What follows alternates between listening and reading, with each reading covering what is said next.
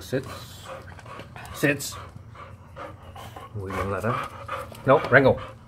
Rango. No. Rango, no. No. Rango. Rango. Sits. We've been through. Lucy sits. Lucy. Kitty sits. Lucy sits. Lucy sits. Jetty sits. Jetty sits. Sits. Sits, Jetty. Sits. Muy bien, vamos. Good morning. Had a dream last night where my boxer had her leg blown off at a gas station. Last time I had a dream like that was she was attacked by a large dog, and we went for a walk, and a few seconds later she was attacked by a large dog. So we're not going to any gas stations on this walk, and I'm gonna just keep an eye on her because I do pay attention to my dreams now. Anyway, see what happens. It seems super quiet today. Oh, I guess it's the weekend. I guess it's Saturday. I don't even know what day it is ever. That's what happens when you don't really live a conventional lifestyle with a 9 to 5 Monday to Friday job. I just never even have a clue what day it is. But I think it is Saturday, so that must be why. That's weird though, because usually people here in Mexico work on Saturdays, but it seems really quiet. No one around today, so that's good. I want to talk about Iboga today, because I talked about ayahuasca yesterday. And so the basic story yesterday was that I was just totally depressed, suicidal, drinking too much, way too much, and just really, yeah, perros, perros, perros. And they're chasing after something, probably a dog. Letta, Ben! Letta! Ben! Ben aquí! Ben! They're crazy. They're crazy anarchist dogs. Anyway, so I tried ayahuasca a few times, and it helped, as I mentioned.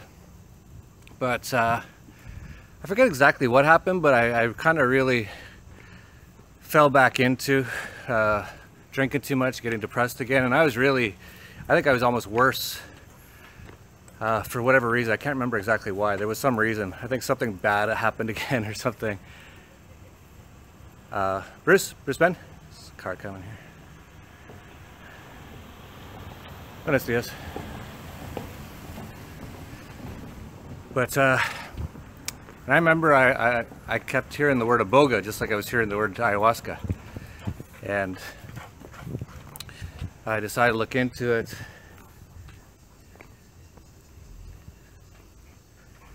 And you know, what it says about it is pretty crazy, and it's true. It is like way more intense than ayahuasca, way more intense than any of the other psychedelics actually. I think it's called the most psychedelic of the psychedelic drugs, or plants, not really drugs. So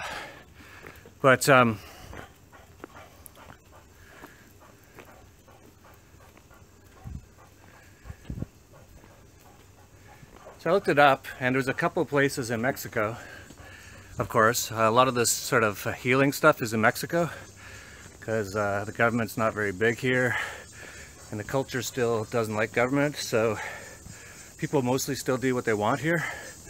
It's a big reason I like it. So a lot of the alternative therapies, the therapies that really work, are illegal in places like the US or wherever, all the Western sort of countries.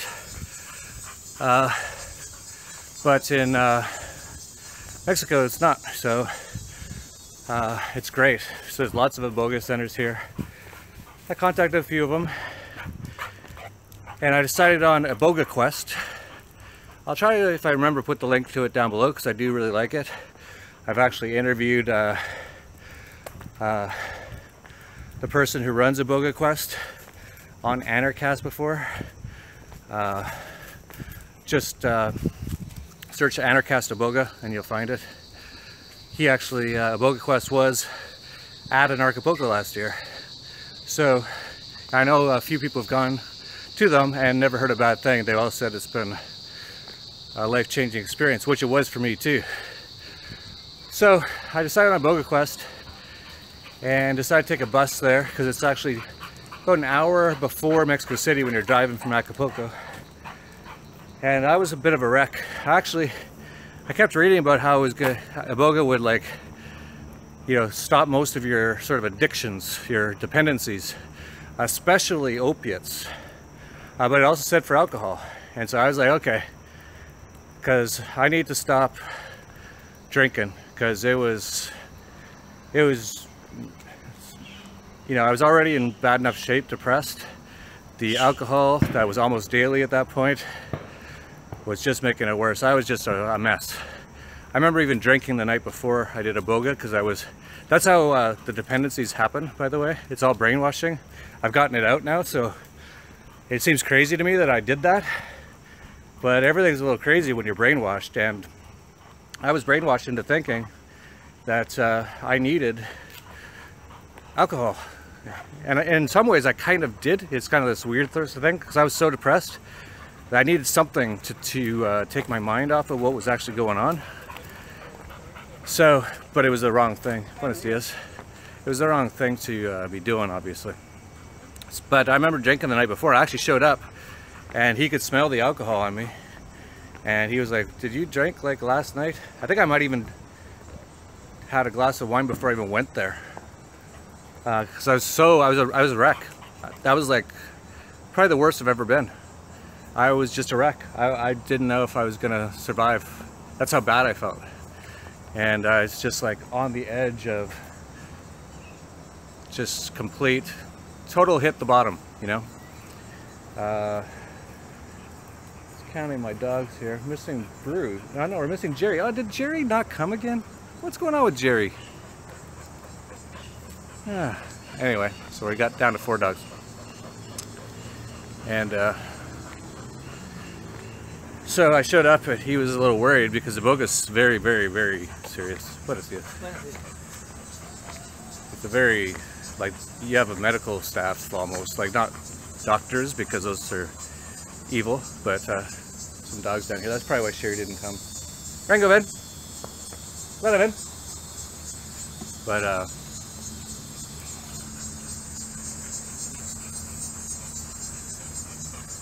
there's people taking your blood pressure, monitoring your heart, the entire like 3 days that you're doing it, and it is like 2 or 3 days if you do the full, what they call full dose. So I showed up, and he was a little concerned. He's like, "Did you drink last night?" I was like, "Yeah." He's like, "Yeah, you should probably not do this today then." And I was like, I didn't drink that much. I didn't get like drunk, but I did drink. And they decided I was okay, and I was okay. And we went through a bit of a ceremony thing. Went to this, I think there's a word for it. It's like a hot. It's what the Native Indians and Mexicans are. Native Indians. They're Native Americans. It's, you know, they call it the hot house or whatever. It's like this little, almost clay-looking thing, and you crawl into it, and it's super hot, and there's like a rocks in there, and you pour water on it. It's like a sauna. That was like almost the hardest part. That was so hot. Then we got out, and they did all the shaman type stuff, trying to get rid of the negative energies.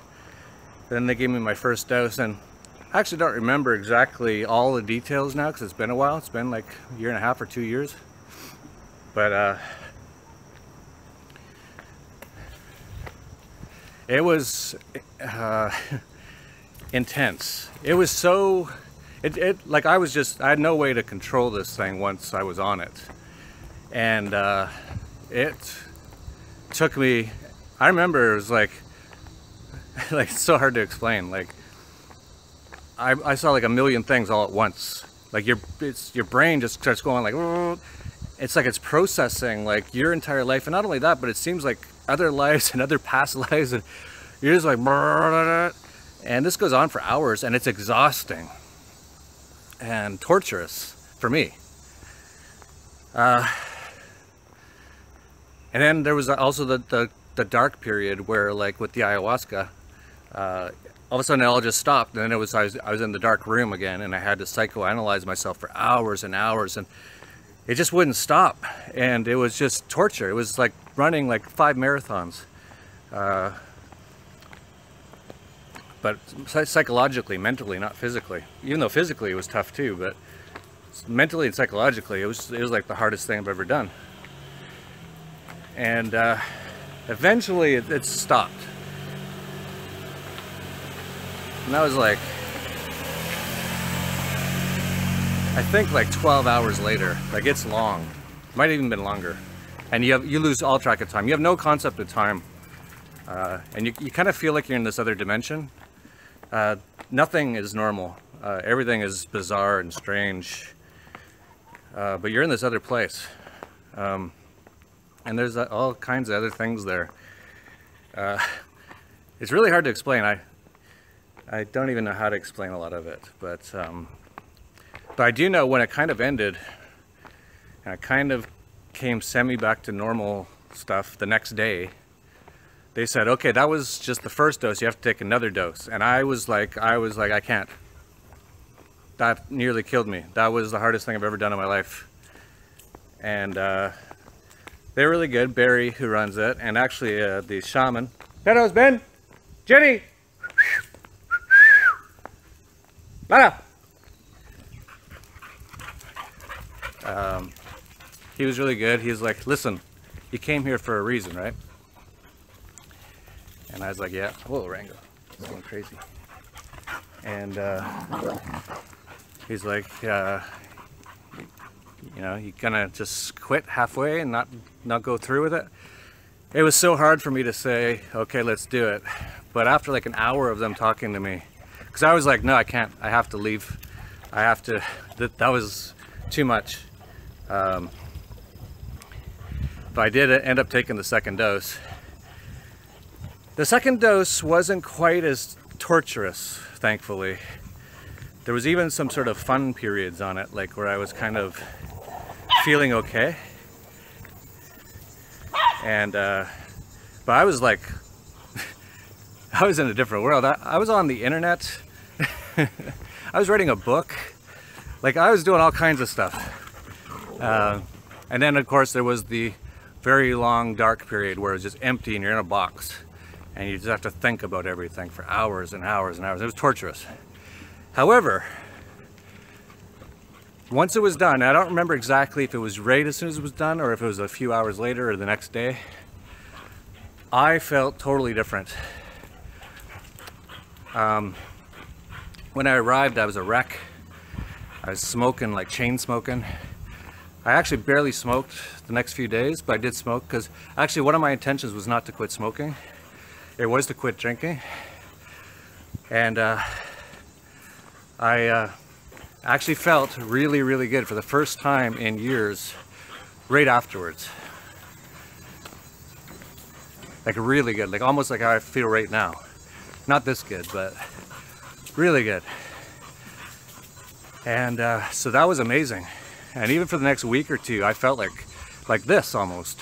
I was so productive, just like I am now. So it showed me I could get to this state. And it somehow cleaned. There's something very physically cleaning about the iboga as well. I felt just cleaned out. I was still eating meat back then. I was still smoking. So I was still not down the path where I am now. But like it really was amazing. So I came out of there a new person.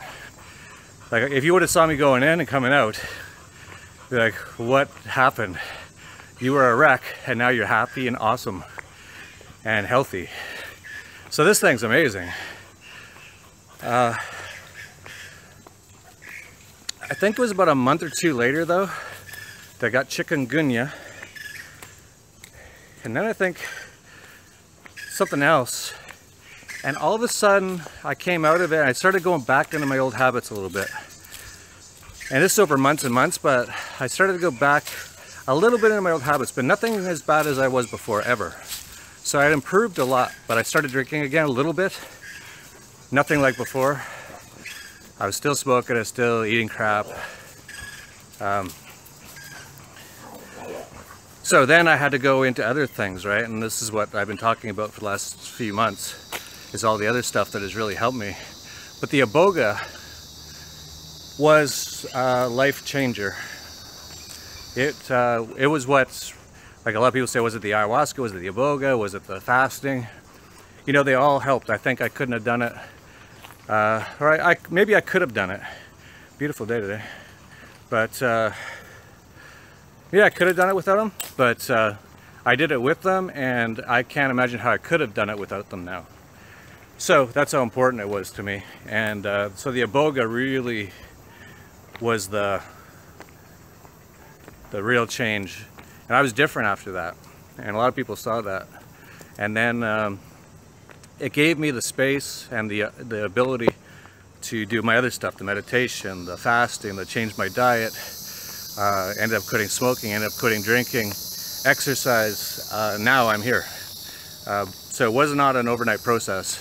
It was about a 2-year process. But totally worth it now, obviously. Now, I should mention with the Iboga, and it's also called Ibogaine, for people who don't know. I was there with it's very well known for opiate addictions. Actually, it gets rid of almost all addictions, so it really helped me with the alcohol. I've talked before about how I don't believe that the word addiction. I think dependency is a lot better word.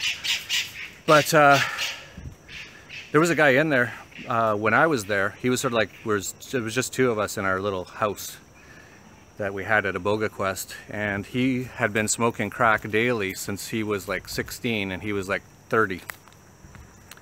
And he was looking really rough. And he told me his story. He was like, yeah, I've been smoking crack every day since I was 16. My brother spent the money to send me here, because Iboga is not cheap. I think it was about $3,000 or $4,000 I spent for the 3 or 4 days there. Totally worth it, obviously, in retrospect, but his brother had paid for him. He was from Mexico City. His brother had paid, and he said, this is my last chance. He said, I got a wife and a kid. He said, I'm going to die in the next couple of years unless I can get over this addiction. And they actually had to monitor him like crazy because his heart was so weak from the daily crack. And they had to go really slow with him. So they did him over like 5 or 6 or 7 days. But I saw him as he was nearing the end. And he was a changed person. And he said, yeah, there's no way. I would never even think of smoking crack again. And this is very normal. It apparently is one of the best things out there for opiate addictions. Like, it gets you off it immediately, and you have no desire to do it again after. Like, that's pretty huge. Now, why wouldn't this be known in the Western medical community, where there's a massive rampant opiate addiction, mostly all pharmaceuticals? Things like, I forget what they're called, but my mom was on one, OxyContin.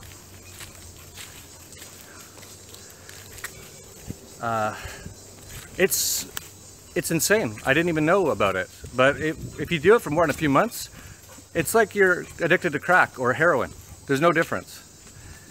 Like, people will kill other people to get it after doing it just for a few months. And this is what millions of people in the US are on purpose.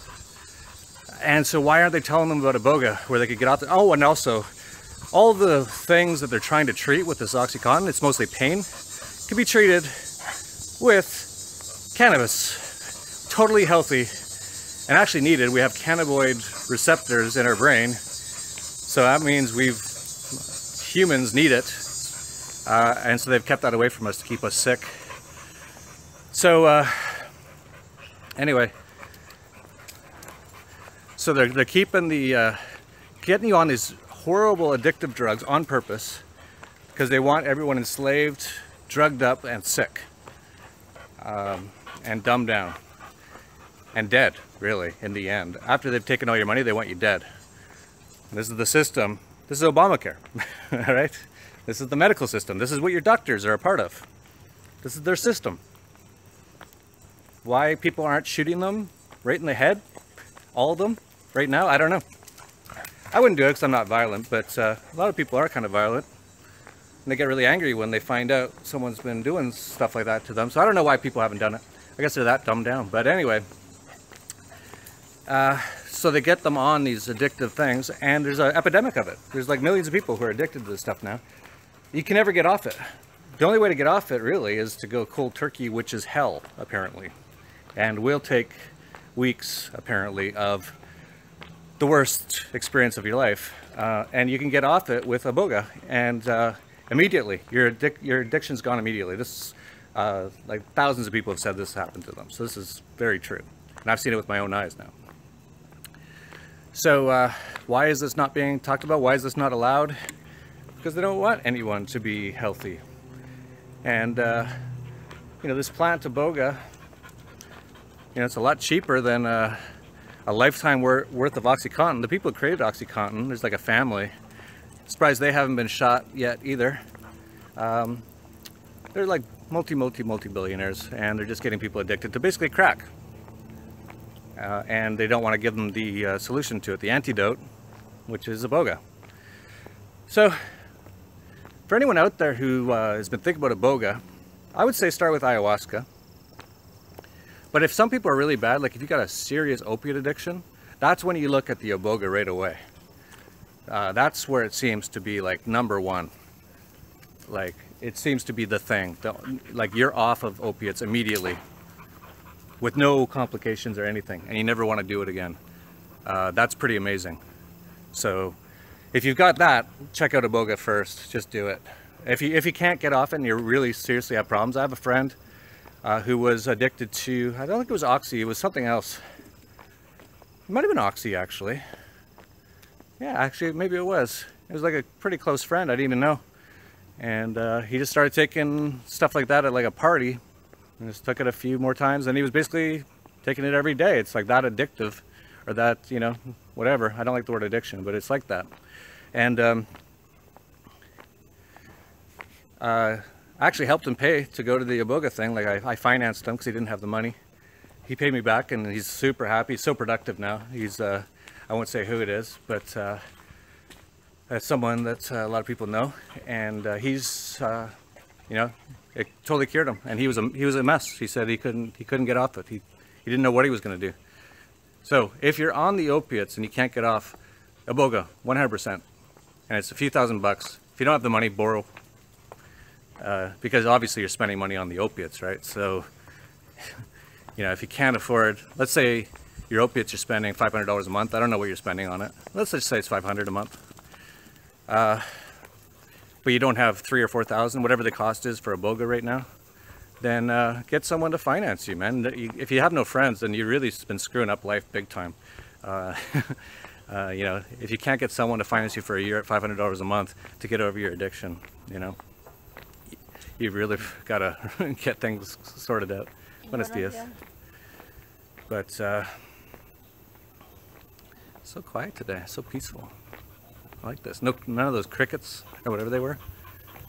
So tranquilo. But alcohol, I can say, yeah, if you've got a serious alcohol dependency, it really helped me. I did not want to drink. I don't remember when I started drinking again. Might have been like a month or 2 or 3 after. It was that long. And again, it was like, oh, well, I'm feeling so good. One drink's not going to hurt. It's that one drink. Yeah, I'm over that now. Never again. It's such a stupid drug, alcohol. Anyway, I'm over it. So happy. But Iboga was a big part of that, for sure. And then it was the fasting and the diet. But I couldn't get to that fasting, diet, exercise stage until I had something kind of just jolt me out of my depression, my funk. So Iboga was a big part of that, and you know, ayahuasca was sort of the introductory to Iboga, right? So all these things are related. It was a progression for me from ayahuasca to Iboga, and then from there it's just been slowly working on myself for the last couple of years, and now I'm feeling amazing. And I haven't even talked about the spirituality aspect of all this stuff yet. But that's the whole other thing. Once you get to this level, you start to connect more with God, the universe, nature, energy. And that's even like a whole other mind-blowing sort of thing, which I'll talk about it on a later date. Mostly want to talk about Iboga on this video. Where's Jerry? Did I lose? Did he go in the house? How does he get back in the house? Oh well, it's okay, because Jerry's a troublemaker, so if he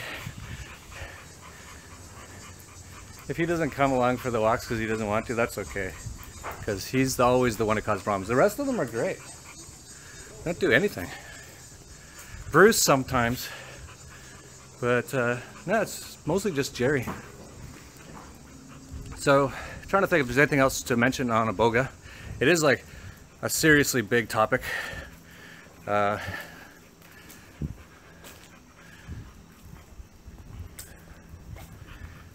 could talk a little bit more about my experience on it, but it was just really crazy and bizarre and hard.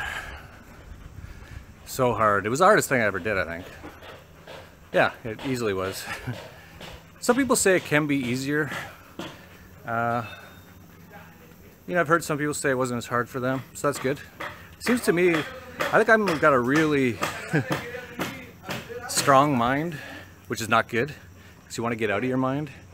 And I'm also quite blocked, which I've been getting over the last few years. So I won't let anything closer into me. And I'm like always trying to stop things from being able to affect me with my mind. Those two combined make all these psychedelics just like torture, because it's basically a battle between the plant trying to fix me and my brain trying to stop it. So, but I'm getting a lot better now, so it would be interesting to see. Now, you know, one of the interesting things is a lot of people say, hey, well, why don't you do ayahuasca or Iboga or all these things again? And I've actually done a number of other things I should mention. I've done DMT-5-EO, done magic mushrooms, done San Pedro. I'll do a video for each of them, because they all deserve their own videos. But Iboga was by far the craziest. But a lot of people say, why don't you do it again? Well, number one, I don't feel the need to. You know, I felt the need back then to do it. I was like, I got to do something. I'm a wreck.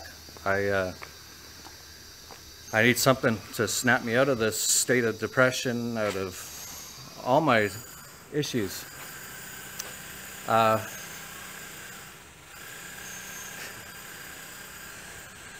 So that's the main reason I don't feel like I want to do it. I would do peyote because I've never done that.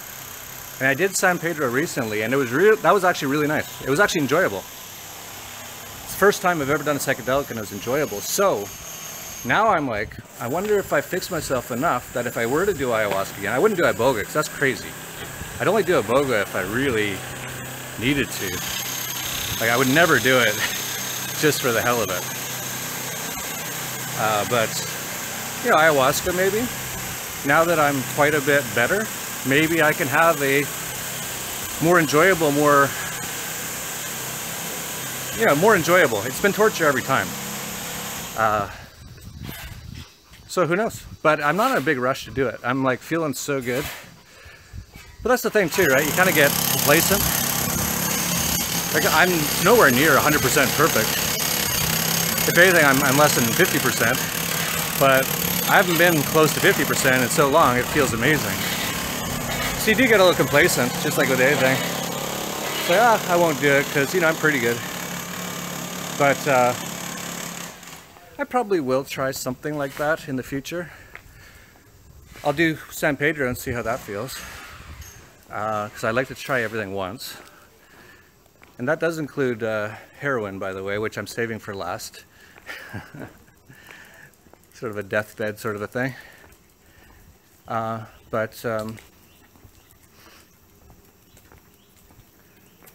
Yeah, so we'll see what happens. But like I said, I would never do Iboga unless I had to. That was crazy. But if you're seriously got major problems, especially including opiate or other alcohol. PTSD, apparently it totally cures. So there's a ton of stuff it totally apparently cures. If you got that and you really have, like, you're like, you need to do something or you're gonna die, do Iboga, absolutely. Check out Iboga Quest. I'll put the link down below if I remember. If not, it's ibogaquest.com, I think, in Mexico. Barry Rosenoff. Look up our Anarchast.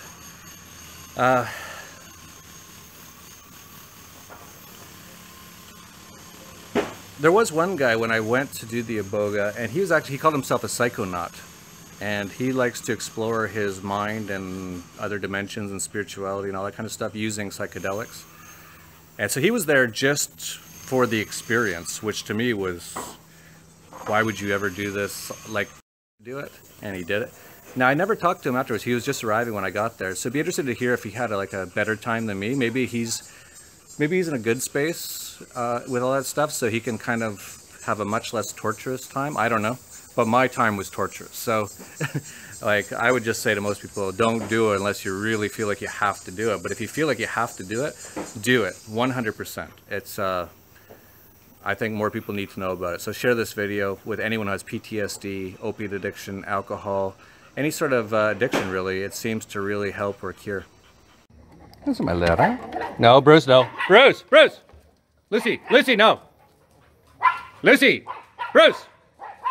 Well, we found Jetty, and Bruce is a little crazy. He doesn't like the neighbor. Alright, safely all home.